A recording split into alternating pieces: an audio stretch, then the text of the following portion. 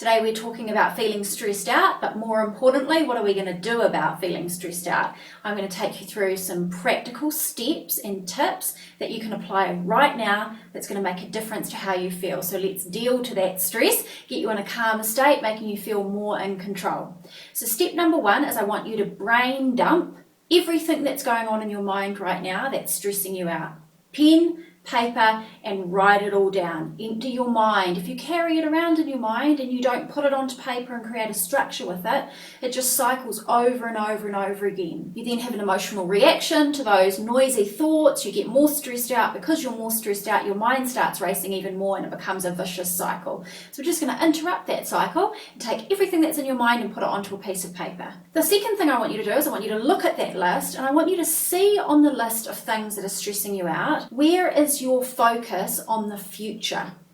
So quite often stress is being generated because you are focusing on something outside of the present moment. You are focusing on something that might happen in the future, and that is generating a fear response and a stress response now. So I want you to look at it and see how you're worried about, stressed about the fact that you might not be able to get something done, that somebody might do something, that something might not work out. They're not necessarily things that are happening right now, but they're things that you are projecting as possibilities. Because your mind is running riot on you and is focusing on those future possibilities, because you're not managing it and mastering your mind and directing it, it's then generating more stress for you. So in order to get in control of that, you have to be able to see and acknowledge on your list of things, what of those things are future focused. Okay, the third thing you're going to do is you're going to say to yourself, what can I do right now? You're going to bring all your focus back to the present moment. What can I do right now? I want you to chunk it down. What does that mean? Look at what's going on and say, what is in my control? What is available to me to do right now, where I can be proactive, where I can feel more in control, where I can make a difference? Number 4, you need to acknowledge to yourself, I can only do what I can do. I can only do what I can do. What I can do right now is more than enough, right? What I can do right now is more than enough.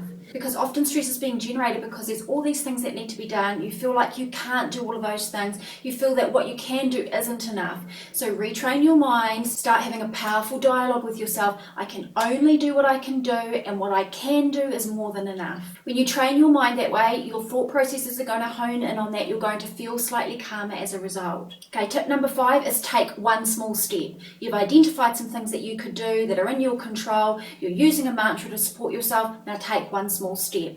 The problem with stress and overwhelm is that there's so many things to do, you don't know where to start, and you can sink into either doing nothing or trying to scattergun do too many things at one time, using all your precious energy and not really doing anything effectively. So look at your list, what's in my control and what can I do right now, and take one step. Focus on that one thing, nail it, get it done. When you do, you'll feel better about yourself, you'll feel more in control, you'll feel more confident. It's about honing in and being focused in the present moment on whatever action is available to you. The next tip is to breathe. Make sure if you're stressed out and you're overwhelmed that you are using conscious breathing on a regular basis throughout your day. It's a practice, it's something that you need to get used to doing. That means that you become very aware of your breathing and you breathe slowly, deeply and rhythmically. Okay, so you close your mouth and you breathe in and out your nose and you just follow the breath coming in. You let your belly rise,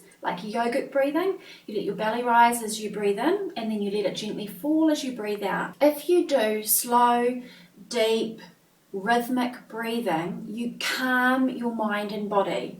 Your mind and body are very intelligent and they know that when you breathe that way, it means that you're not in danger. And when your body thinks it's in danger, you go more into stress mode. Problem is, you might not be in mortal danger or physical danger, but the ideas in your mind that things might not work out and that things are stressing you out and you can't get everything done, that is a danger signal to your mind and body, which sends you into not only mental and emotional stress, but physical stress. So to break that cycle, you use all the tips we've talked about, plus you use deep, slow, rhythmic breathing. And you don't use it once, you use it regularly. Morning, midday, lunchtime, in the afternoon, in the evening, just before you go to bed. You make it a ritual that you go to all the time, and it will help keep you physically, mentally and emotionally more balanced. It will calm your whole nervous system. And my final tip for you is this: when you get into a state of stress and overwhelm, you need to remember to keep yourself anchored to the things in your life that make you happy, that give you balance and that give you joy. These are what I call your life anchors. They anchor you when things get stormy around you, when things get stormy inside of you in your own mind, okay? For some people it's things like yoga or exercise or being in nature or being with their pets or hanging out with their friends or laughing, whatever it might be. Everyone has different life anchors. The problem is this: when most people get stressed out and overwhelmed, there's too much to do, they don't know where to start, there's so many pressures from the external world around them and life is going crazy. The first thing they drop is all of their self-care rituals, all of their life anchors, so that they have more time and capacity to run around and take care of everything. The problem with that is those rituals, those life anchors are the thing that will keep you sane, that will keep you balanced, and that will allow you to be able to effectively take care of all of that stuff in your life. So when you get stressed and overwhelmed, don't drop your life anchors, your rituals, your self-care, don't drop that.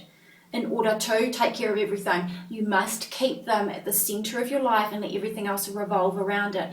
If you do, what happens is you're more balanced. Therefore, what you do, you are more productive, effective, efficient, and on point. Otherwise, if you drop them, you might have a little more time on your hands to be able to do everything, but you will not be physically, mentally, and emotionally balanced, and therefore you're a little chaotic, and therefore what you're doing, you're not as effective, you're not as productive, you're not as clear, you're not as confident, you're not as on point, you don't pick up on things as easily. So you really want to know that there are certain things that you do in your daily life that give you joy, happiness, calm, presence, balance, and those things have to be there always, particularly when you're busy, particularly when you're stressed, particularly when you're overwhelmed. So I'm going to put a link to 2 really powerful resources with this video. The first one is How to Get Out of Overwhelm. That's an epic resource with lots of support and free resources and tips and tools. So if you need more help with getting out of overwhelm, click through and go and visit that article on my website. I'm also going to put a link to my How to Overcome Fear,